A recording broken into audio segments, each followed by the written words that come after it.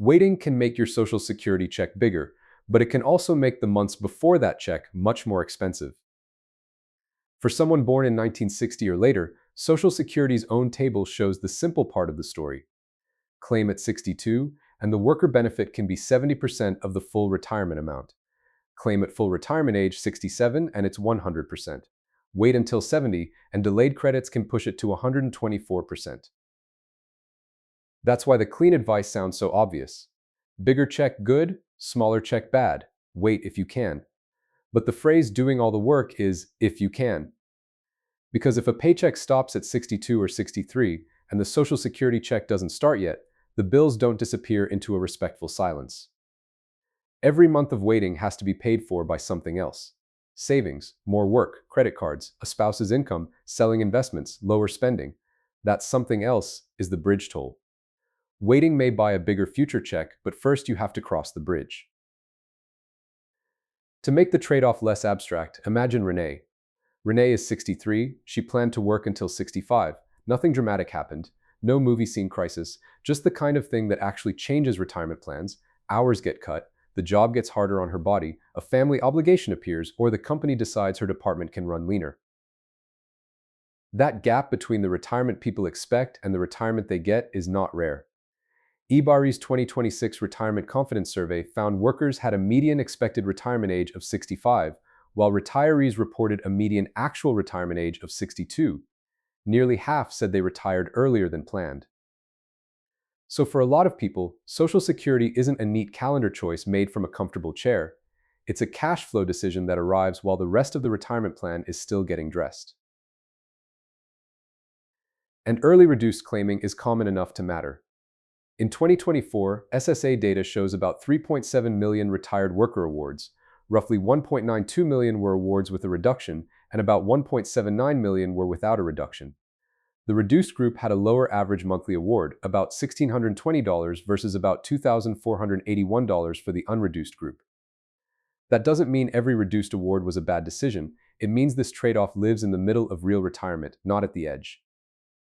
Here's the first reveal. There are really two clocks running. One clock measures the size of the future check.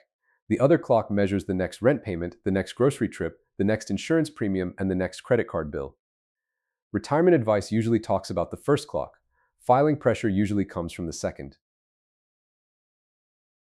Start at age 62. Medicare generally sits at 65, so that's a 36-month health coverage bridge. Full retirement age for this example is 67, so that's 60 months from 62. Age 70 is 96 months from 62. 96 monthly bridges. 96 times the household has to answer the same question. What pays the bills if the Social Security check hasn't started? Using SSA's own $1,000 full retirement benefit example, claiming at 62 would make the check $700. So the bridge toll is easy to see. Waiting 36 months means $25,200 of $700 checks not received. Waiting 60 months means $42,000 not received. Waiting 96 months means $67,200 not received. Again, that's not a recommendation to claim, it's a cash flow translation. The bigger future check may be worth it, but the missing $700 has to come from somewhere while Renee is crossing the bridge. The bridge toll doesn't care whether a spreadsheet says waiting is optimal. One easy mistake is treating the $67,200 example as if it's a fee charged by Social Security. It isn't. It's the checks a person gives up while waiting for a larger check. If Renee has other money ready to cover those months, the bridge toll may be affordable. If she doesn't, the toll may show up as credit card balances, a smaller emergency fund, a forced withdrawal, or work she can't keep doing.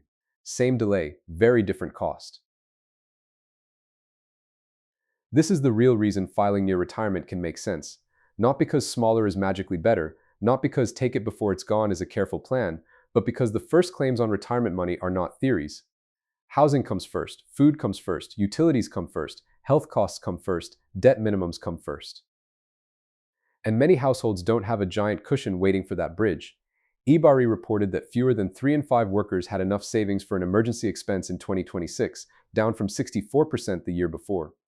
Among retirees, fewer than 7 in 10 had that emergency cushion, down from 74%. Debt makes the bridge toll sharper. In the same survey, 65% of workers said debt was a problem for their household. A quarter called it a major problem. half had credit card debt.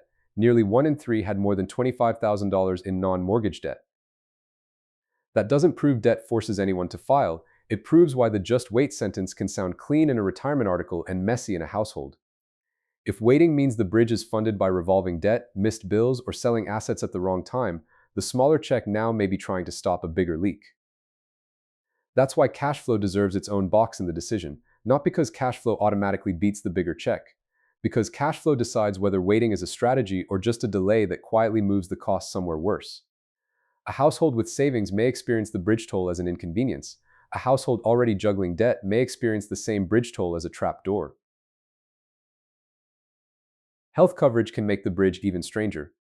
Social Security retirement benefits can start as early as 62, but Medicare is generally tied to age 65, so someone who leaves work at 62 may have one bridge for income and another bridge for health coverage. Not everyone lacks coverage before 65. Some have a spouse plan, retiree coverage, ACA coverage, or another path, but the timing mismatch matters. eBari's survey shows why that mismatch lands emotionally. Nearly 6 in 10 workers said health costs hurt their ability to save for retirement. 2 in 5 retirees said health costs were higher than expected. 7 in 10 workers worried that housing costs would affect retirement, and about half of retirees had that worry too. This is the part that gets lost when filing gets treated like a morality test. Some people file early because they misunderstand the trade-off. Some file because they're scared. Some file because they're impatient. But some file because the bridge is charging them in a currency they can't afford. Work can help, but even work has rules. If you claim Social Security before full retirement age and keep earning, the retirement earnings test can apply. For 2026, SSA lists a $24,480 annual limit before the year you reach full retirement age and $65,160 in the year you reach it. Above those limits, benefits can be withheld, $1 for every $2 over the lower limit or $1 for every $3 over the higher one. The key word is withheld. This isn't the same as saying every dollar is permanently gone.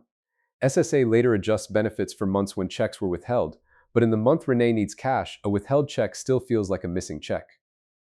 The rule doesn't make filing impossible, it makes file and keep working less simple. So Renee's decision isn't one line. If she files, she may lock in a lower monthly benefit. If she keeps working, she may face earnings test timing, job strain, or unstable hours. If she spends savings, her cushion shrinks. If she uses debt, the bridge toll may grow while she waits. At the midpoint, the question changes. It stops being early versus late and becomes which cost hits first. eBari found more than 4 in 5 workers were interested in guaranteed monthly income, and about 2/3 were interested in a Social Security bridge annuity until age 70. That's not a recommendation to buy anything, it's evidence that the missing check years are a real problem people want solved. This is why break-even math can be useful and still be too small. Break-even asks, if I take a smaller check now, how old do I need to live before waiting would have paid more? That's a fair question, but it can miss the thing happening before break-even arrives. The bridge may create damage years earlier. Break-even also assumes the path to that future point is survivable. That sounds dramatic, but the math is ordinary. If the bridge toll is paid from cash you plan to use, the break-even comparison may still be the main event. If the bridge toll is paid by selling investments at a bad moment, skipping medical care, or adding high-interest debt, then the path itself has a cost. The future check isn't the only number in the room. The later check can still matter a lot. SSA's 2023 life table shows that at age 70, remaining life expectancy was about 14.66 years for males and 16.76 years for females in the Social Security area population. At age 62, the figures were about 20.29 and 23.08 years. A bigger inflation-adjusted monthly check can protect a long retirement, but averages aren't promises and a household can't spend an average. That sentence is the whole reframe. A bigger check later can be extremely valuable, it just can't pay a bill today. So the useful question isn't, is waiting good? The useful question is, what does waiting force me to do? If waiting forces you to use a planned cash reserve, that may be fine. If waiting forces you to drain the only emergency fund, that changes the math. If waiting forces a few extra comfortable work months, that may be fine. If waiting forces a painful job you can't physically keep, that changes the math. If waiting forces temporary spending cuts, maybe that's manageable. If waiting forces credit card debt, the bridge toll starts compounding against you. There's also a reason the waiting advice is so persuasive. For some checks, the dollar gap is huge. SSA's maximum taxable worker example for 2026 shows $2,969 at 62, $4,207 at 67, and $5,181 at 70. That's visual-only proof here because it isn't the average retiree, but it shows why waiting can be powerful when the household can afford the bridge. So filing near retirement can be defensive, not reckless. It can be the choice to protect the next 36, 60, or 96 months from damage. But waiting can also be defensive. It can protect the older version of you, the person who may need a larger guaranteed monthly floor at 78, 82, or 90. And if there's a spouse in the picture, the decision may not be just one person's check. SSA's early benefit table for this same birth year group shows a worker benefit at 62 can be 70% of the full amount, while the spouse benefit shown at 62 is 32.5% compared with 50% at spouse full retirement age. That's not a full spouse or survivor guide, it's a warning label. Household rules can change the stakes. This is where oversimplified advice gets dangerous. Always wait ignores the bridge. Always file as soon as you can ignores the permanent reduction. Take it before the government runs out turns a financial decision into a panic reflex. The calmer answer is harder but more useful. Find the toll, then decide whether the larger future check is worth crossing the bridge. The slogans are tempting because they remove uncertainty, but uncertainty is the decision. You don't know your exact lifespan. You may not know how long work will last. You may not know what health costs will look like. You may not know whether the next recession, layoff, caregiving need, or rent increase lands before age 70. The point isn't to turn every pressure into a reason to file. Some pressures are real but still manageable. Some are emotional and they deserve respect without being allowed to drive the whole decision. A good reason to file has a cost you can name. A weak reason to file is usually vague: fear, rumor, impatience, or the feeling that a check left unclaimed is somehow being stolen from you. So here's the practical framework. Don't start with the claiming age, start with the pressure. Filing pressure equals bridge toll, plus cash and debt pressure, plus work limits, plus health coverage timing, plus household impact, minus the value of the bigger later check. That isn't a calculator, it's a way to stop pretending one number answers every life. First, count the months you would have to fund. 36 to Medicare, 60 to full retirement age, 96 to 70. Second, estimate the monthly gap. In our simple example, the memorable number is $700. Third, name the permanent reduction. Filing may solve today and lower tomorrow. Fourth, test the work rules. If you file before full retirement age and keep earning, the earnings test may affect your checks.